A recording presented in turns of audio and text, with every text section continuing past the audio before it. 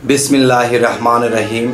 हे समस्त जगतबासी, आज आमी शामीम आली चिश्ती आपनादेर सामने जे आलोचनाटी निये हाजिर हलाम से आलोचनाटी अवश्यई এই পৃথিবীর প্রত্যেকটা মানুষেরই গুরুত্বপূর্ণ বিষয়। যেমন এই পৃথিবীতে এমন কোনো মানুষ নেই যে এরকম ফ্যাসাদে নেই, এরকম বিপদে নেই, আছে। কিন্তু আজকের এই আলোচনাটা যদি মন দিয়ে শুনতে পারেন এবং এই আইনগুলো পালন করতে পারেন, ইনশাআল্লাহ ইহকাল ও পরকাল আপনি জয়লাভ করবেন। দেখেন, আজকের আলোচনাটি হবে যে মানুষ ক্ষতিগ্রস্ত হয় এবং মানুষের দ্বারা তো ক্ষতিগ্রস্ত হয়। একজন মানুষ যদি আরেকজন মানুষকে ক্ষতিগ্রস্ত করে সে কিন্তু দেখতে পায়, আর জিন জাতিরা যদি মানুষের ক্ষতি করে তাহলে সেটা কিন্তু দেখতে পায় না। তখন তারা বলে কি, যা করে আল্লাহ ভালোর জন্য করে, কিন্তু করেছে তো শয়তানে, আর সেই শয়তান কিন্তু জিন জাতি থেকেই। আচ্ছা, তো অবশ্যই প্রত্যেকটা মানুষেরই এটা প্রয়োজন।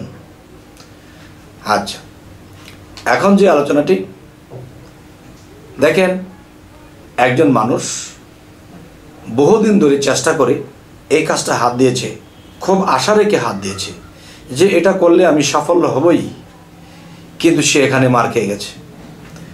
আরেকটা কাজ একেবারে হয়ে গেছে, হওয়ার পথে গিয়ে হয়ে গেছে, সেখান থেকে সে মার খেয়ে গেল।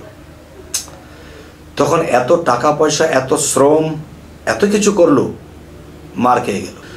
তখন দেখা যায় এই মানুষটি হাল ছেড়ে দেয় যে আমার জন্য এই পৃথিবী নয়, আমার জন্য এই সংসার নয়, এই ভব সংসার আমার জন্য নয়। তখন সে নার্ভাস হয়ে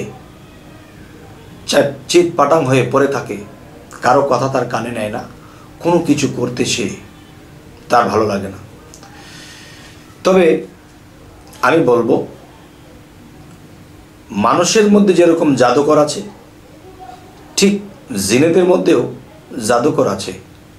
কোনো মানুষ যদি জাদু করে আপনাকে নষ্ট করে, তাহলে কিন্তু যেভাবে হোক আপনি আপনার জানতে পেরেছেন, তখন আপনার জাদুগ্রস্ত থেকে আপনি মুক্ত হওয়ার একটা পথ বের করেছেন।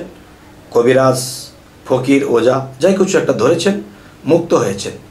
কিন্তু জিন জাতিরা যদি আপনাকে জাদু করে, তাহলে আপনি এখান থেকে রক্ষা পাবেন কি করে? তাকে তো দেখেন না, তার নাম জানেন না, তার কোনো কিছু আপনি চেনেন না, জানেন না। তাহলে তাদের জাদুর কবল থেকে বাঁচতে হলে আপনি কি করবেন? কারণ আপনার হওয়া কাজটা হইল না।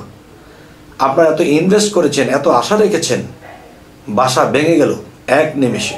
তখন কিন্তু দুনিয়াটা আপনার জন্য একটা বেতৃষ্ণা অবস্থায় হয়ে ওঠে। তাই এরকম লোকেদের জন্য আজকের এই আলোচনা। আল্লাহর কালাম তো আমাদেরকে বিশ্বাস করতেই হবে, তবে বিশ্বাস করলে হবে না, আমাদের কিন্তু সেই কাজগুলো করতে হবে। সেই বিষয়গুলো কি দেখেন, আপনি যখন বিপদগ্রস্ত হয়েছেন, আপনি জানতে পারছেন না, বুঝতে পারছেন না যে আপনি কেন লস খাচ্ছেন, আপনি কেন ধরা খাচ্ছেন, আপনার জীবনটা এরকম এলোমেলো কেন, সংসারে তো অভাব কেন, কেন এরকম হলো, কি বিষয়? তখন এই জিনিসগুলো স্মরণ করবেন। আল্লাহ কিন্তু কোরআনের মধ্যে এই ফায়সালাগুলো দিয়ে রেখেছে, আমরা কিন্তু মানি না, করি না, যার ফলে আমাদের এই অধপতন। সেই বিষয়গুলো হলো, দেখুন যে কোনো খারাপ লোক বা আপনার বিপক্ষের লোক বা এমন কোনো বিষয় আছে, অনেক কবিরাজরা জিনকে লালন পালন করে, জিনকে আয়ত্ত করে, সেই জিনকে দিয়ে কাজ করায়। কিন্তু আপনার দিন দিন ক্ষতি হচ্ছে, কিন্তু এটা আপনি জানেন না। আপনার হাতের হওয়া কাজটা আরেকজনের হাতে চলে গেছে, আপনার পকেটের টাকা এই পকেটে ভরবেন, এখান থেকে চলে গেছে। এগুলা কে করে? জিন জাতি দিয়ে এক ধরনের কবিরাজ এই কাজগুলো করে। তখন আপনি ভাবেন, হায় রে, আমি তো কোনো কুলদিক পাই না। কিন্তু দেখেন, অবশ্যই অবশ্যই মনে রাখবেন যে কোরআনের আয়াত থেকে আপনার জীবনের ফয়সালা হবে এবং আপনার জীবন বদলে যাবে, আপনি আবার উন্নতির দেশে চলে যাবেন।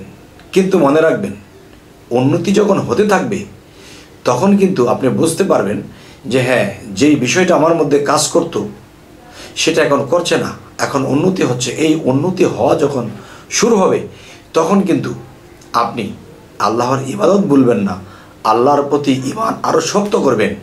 ঈমানকে এতটাই শক্ত করবেন যে কেউ আপনাকে হেলাতে পারবে না। আল্লাহর পথে অটল থাকবেন, টাইম টু টাইম ইবাদত করবেন দুনিয়ার কাজের পাশাপাশি। কেননা আল্লাহ তো বলেনি যে আমাকে সবসময় তুমি সেজদা করতেই থাকো। দুনিয়াতে হাটে ঘাটে মাঠে আমাদের কাজ করতে হবে, তার ওছিলা দিয়ে আমার উন্নয়ন হবে, আমার সংসার চলবে। তাহলে আপনি সকালে এবং সন্ধ্যায় দেখবেন, বিষয়টি হলো রাত 12 ঘন্টা, দিন 12 ঘন্টা। রাতের ভাগ এবং দিনের ভাগ, দিনের ভাগটা আলোকিত, রাতের ভাগটা অন্ধকার। মূলত এই রাতের ভাগটা আপনাকে চেক আপ দিতে হবে, এবং দিনের বেলায়ও কিন্তু মানুষ শয়তান, জিন শয়তান আপনাকে ক্ষতি করার চেষ্টা করবে। আচ্ছা, এই ক্ষতি কি সকলকে করে? না, সকলকে করে না। যদি আপনার বিপক্ষের কোনো শত্রু থাকে, তারা কোনো কবিরাজ দিয়ে, কোনো জিন আয়ত্ত করা কোনো কবিরাজকে দিয়ে আপনাকে এগুলো করাবে, যে আমরা উন্নতি করতে পারছি না তাকেও আমরা উঠতে দেব না। আচ্ছা, তখন আপনি কি করবেন? সকালে ঘুম থেকে উঠে ফাতিহা সূরা 3 বার, সূরা ইখলাস 3 বার, ফালাক 1 বার, নাস 1 বার পাঠ করে নিজের বুকে ফু দেবেন এবং আল্লাহকে সিজদা দেবেন। তখন এটা কি হলো? আপনার মধ্যে যদি জিনের পক্ষ হইতে জাদুটোনা করে থাকে, কবিরাজের পক্ষ হইতে আপনাকে জাদুটোনা করে থাকে, শত্রু আপনাকে কোনো বিপদ ঘটিয়ে দিতে পারে, বা সামনে গেলে আপনি গাড়ি অ্যাক্সিডেন্ট হতে পারেন, সামনে গেলে একটা বিপদগ্রস্ত হতে পারেন, আপনি যখন এটা করবেন তখন আপনি শরীরটা আপনার বন্ধ হয়ে গেল। এবং আপনি যদি চান যে আল্লাহর রহমতের ফেরেশতা আমাকে দেখে রাখুক, আমার বিপদ যেন না হয়, তাহলে এগুলো তো ঘুম থেকে উঠে করবেন। ঘর থেকে যখন বের হবেন 3 বার খুব নীরবে, খুব নীরবের সাথে, ভাবের সাথে আপনি 3 বার, 7 বার, 15 বার, 21 বার করা যায়। প্রতিদিন করলে অতটা করা যায় না, কাজের তাড়া থাকে। তাই 3 বার আয়াতুল কুরসি পড়ে আপনার বুকে আপনি ফু দিবেন, আপনি ঘর থেকে বের হয়ে যাবেন ইনশাআল্লাহ। আপনি ঘর থেকে যখন বের হলেন, আপনার মধ্যে যদি কোনো জাদুটোনার প্রভাব থাকে সেটা নষ্ট হয়ে যাবে। এবং আপনি যে আয়াতুল কুরসি পড়ে বের হলেন, সকালে বের হয়ে যান, সন্ধ্যা পর্যন্ত আপনি নিরাপদ। এবং যখন সূর্যটা ডুবে যাবে তখন কিন্তু আপনার এটা ডেট ফেল হয়ে গেছে। এখন কি করতে হবে? সূর্য ডোবার সাথে সাথে আপনি এই সূরাগুলো আবার পাঠ করবেন। 3 বার ফাতিহা, 3 বার ইখলাস, 1 বার ফালাক, 1 বার নাস। আপনি যে গন্তব্যই থাকেন সেখান থেকে যখন বাড়িতে ফিরবেন তখন আপনি আবার যখন ওইখান থেকে রওনা বাড়ির দিকে দেবেন তখন আবার আয়াতুল কুরসি পাঠ করবেন। আয়াতুল কুরসি পাঠ করে বুকে ফু দেবেন। এরপর আপনি আল্লাহর নাম নিয়ে হাঁটা শুরু করবেন বা গাড়িতে আসবেন, যেভাবে আসেন।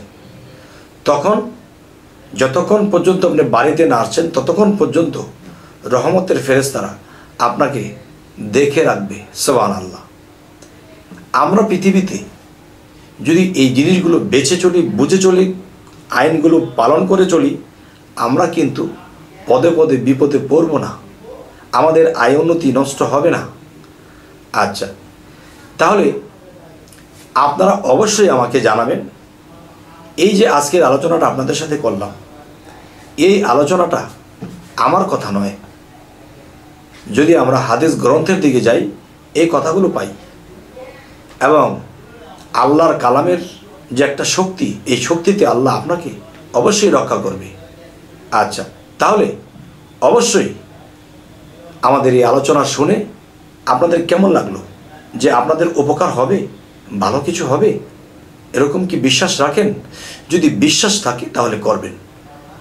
আর কতটুকু বিশ্বাস আপনার হলো অবশ্যই আমাকে কমেন্টে জানাবেন, এবং সামনে কী ধরনের আলোচনা চাইছেন এটাও জানাবেন, এবং আমাদের চ্যানেলটিকে সাবস্ক্রাইব করে রাখবেন। পরবর্তীতে ভালো আলোচনা যেন দিতে পারি। তো সকলে ভালো থাকবেন। আল্লাহ হাফিজ।